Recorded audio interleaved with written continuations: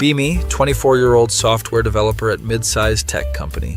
Life is pretty good, got my own apartment and finally earning decent money. New girl joins our team 3 months ago. Let's call her Sarah. She's 26, brown hair always in a messy bun, thick glasses that make her eyes look huge. Seems shy and quiet at first, keeps to herself mostly. Figure she's just introverted like half the people in tech anyway. She sits 2 desks away from me in our open office layout.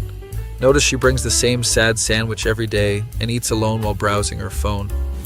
Feel bad for her, so I invite her to join our lunch group one day. Hey Sarah, we're getting ramen if you want to come, I say casually. She looks up at me like I just asked her to solve world hunger. Oh, I guess I could, she mumbles while adjusting her glasses nervously. At lunch, she barely talks, just nods along while we discuss the new Zelda game. When someone mentions their girlfriend, I swear I see her eye twitch a little. Whatever, some people are just awkward, no big deal. Start including her in lunch invites regularly because I'm not a complete asshole. After a few weeks, she starts opening up more during our conversations. Turns out she's really into anime and knows way too much about obscure visual novels. You ever play Katawa Shoujo? She asked me one day while we're waiting for our food. It really opened my eyes to how relationships should work. That should have been red flag number 1, but I'm retarded and just happy she's talking. We start chatting more about anime and games during work breaks. One day she comes to my desk looking excited about something. Anon, I found this amazing online community that really gets it, she says. Gets what? I ask while trying to debug some crappy code. She leans in closer and I can smell that she hasn't washed her hair in days. How modern dating is completely broken and men have ruined everything, she says matter-of-factly. My fingers freeze over the keyboard. What do you mean? I ask, already regretting this conversation. She pulls out her phone and shows me some forum called Pink Pill Central, or some shit. It's exactly what you'd expect. Walls of text about how all men are trash, dating strategies that involve psychological warfare, and Coke posts about being alone. See, they understand that men only want Stacy types and ignore girls with actual personalities, she explains while I try to process what I'm seeing. Sarah, this seems kind of extreme, I say carefully. Her face immediately goes dark like I just insulted her waifu. Of course you'd say that, you're a male. She spits out the word like it's poison. You probably have a girlfriend who's way out of your league. I'm actually single, I tell her, which was apparently the wrong thing to say. Her eyes light up like she just found a new test subject. From that day forward, she makes it her mission to educate me about the Femcel philosophy. Every lunch break becomes a lecture. Did you know that 80% of women compete for the top 20% of men? She tells me one day while angrily stabbing her sad sandwich. That's literally the opposite of what incels say, I point out.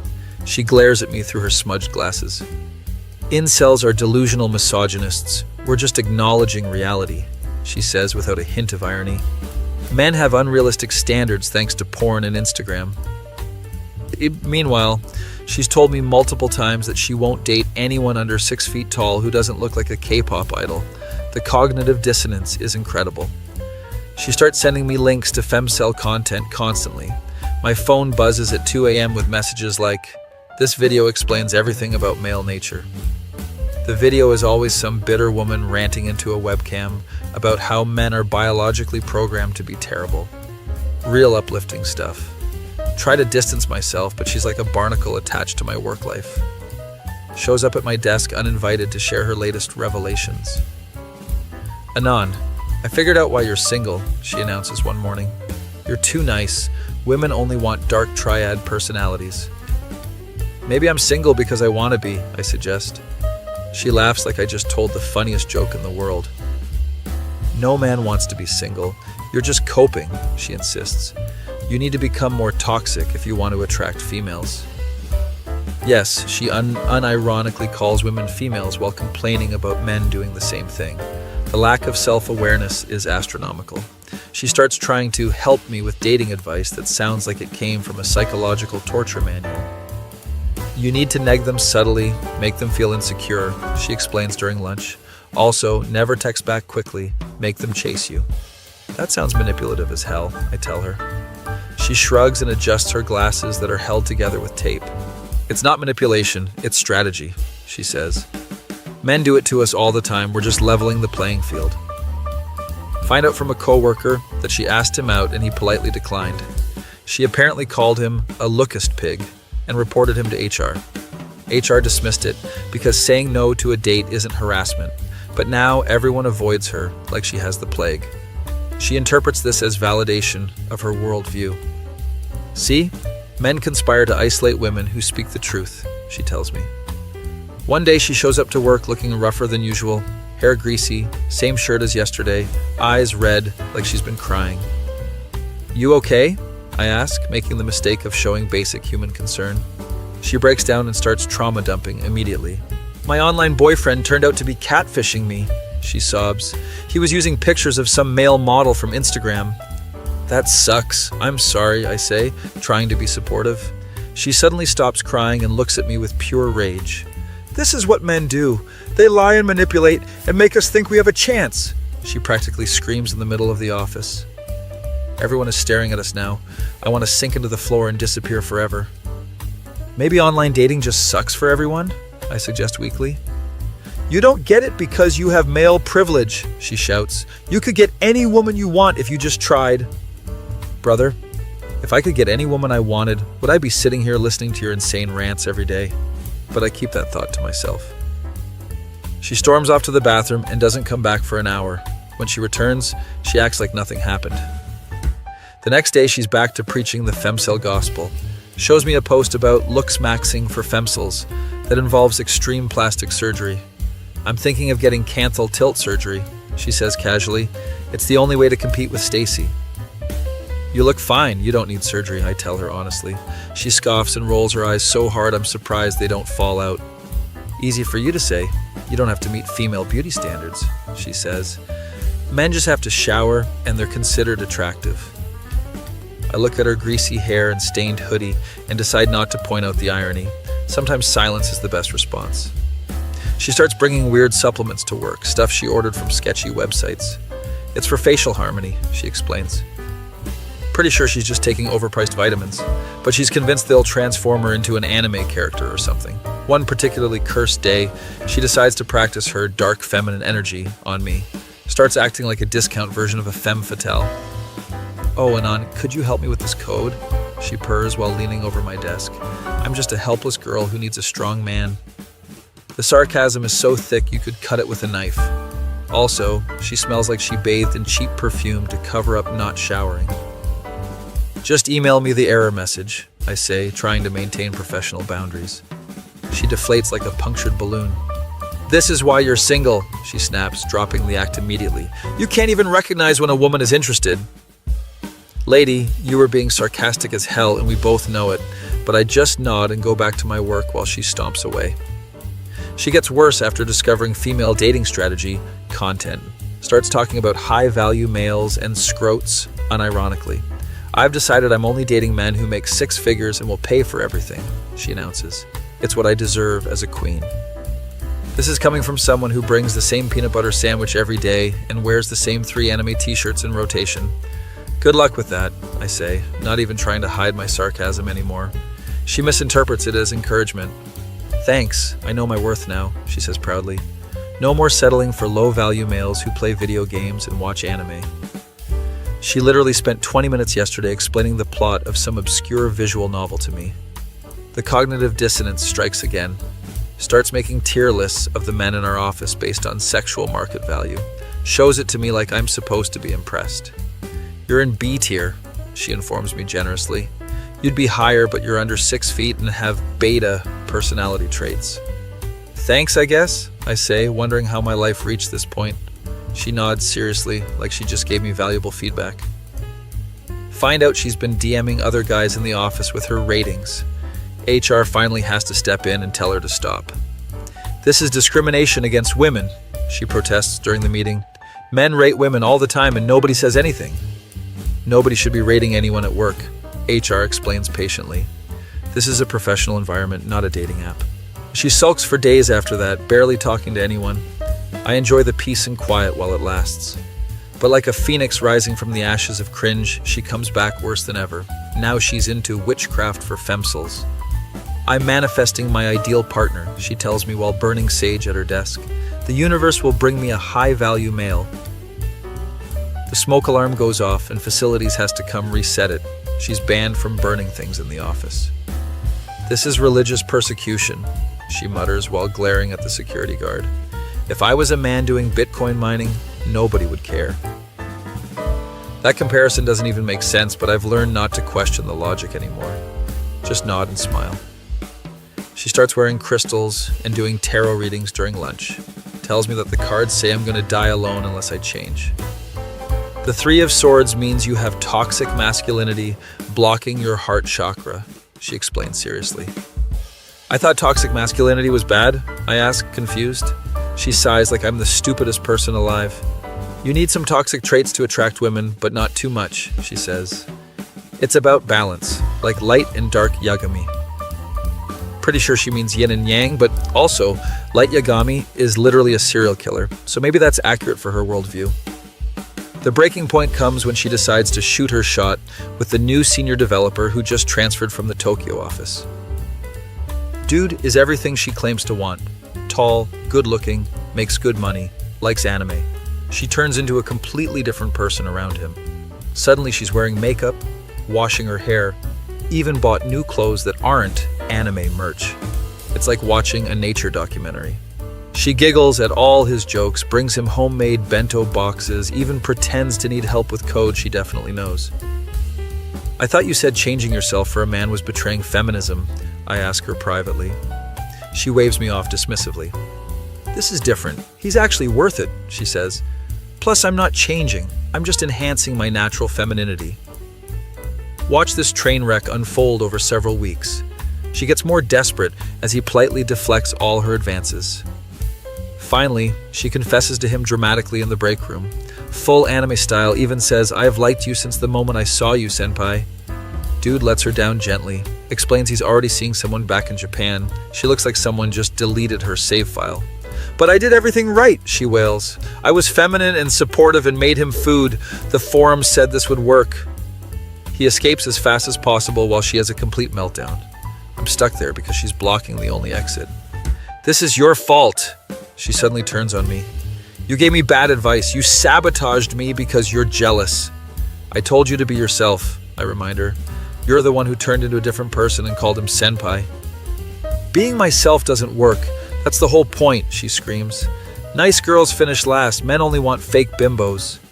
Maybe men just want someone who doesn't spend all day on toxic forums, I suggest. This was the wrong thing to say. She starts ugly crying and calling me every name in the Femcel dictionary. I'm a scrote, a moid, a low-value male, a beta cuck. Security has to escort her out while she's still ranting about the cock carousel and hypergamy and other terminally online buzzwords. She doesn't come back the next day, or the day after that. Turns out she quit via email, said the company was a toxic masculine environment. Check her social media out of morbid curiosity. She's already posting about how her abusive workplace discriminated against her. According to her version, she was a victim of harassment from jealous men who couldn't handle a strong, independent woman. No mention of the tier lists, the unwanted advances, the sage burning, or calling her coworker senpai. Funny how that works. Last I heard, she got a remote job and spends all day moderating Femcel forums, probably telling other girls to do the same shit. Learned a valuable lesson though. Male incels and femcels are literally the same thing with different pronouns. Both blame the opposite gender for all their problems while refusing to do any actual self-improvement. Both create elaborate theories about sexual marketplace dynamics instead of just treating people like human beings. And both smell like they need to discover the magical technology known as regular showers and deodorant. My face when I realize I spent months being some femcel's emotional support himbo while she slowly descended into madness.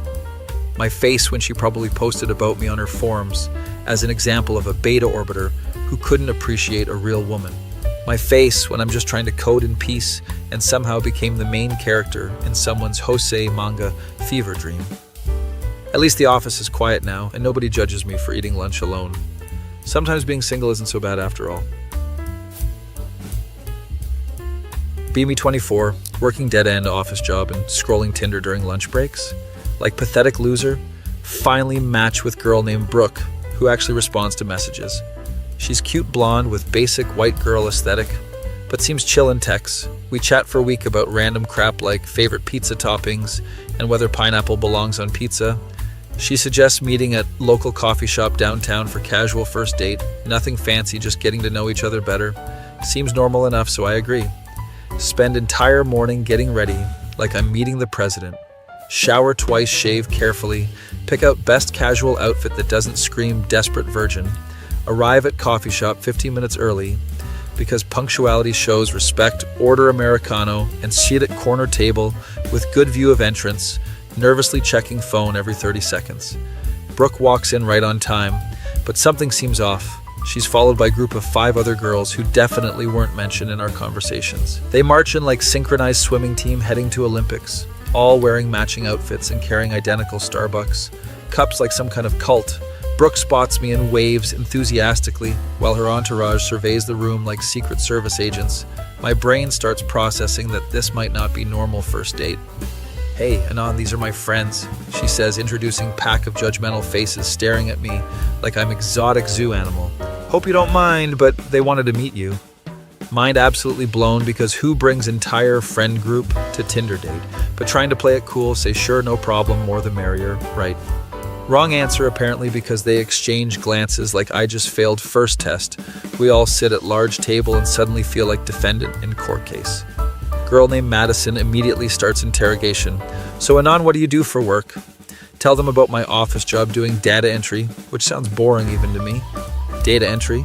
That's interesting. Do you have career aspirations beyond that? Asks another friend named Taylor, with tone suggesting she already knows. Answer is no. Explain, I'm working on certifications to move into IT field, which technically true even though I've been saying that for 2 years without actually studying.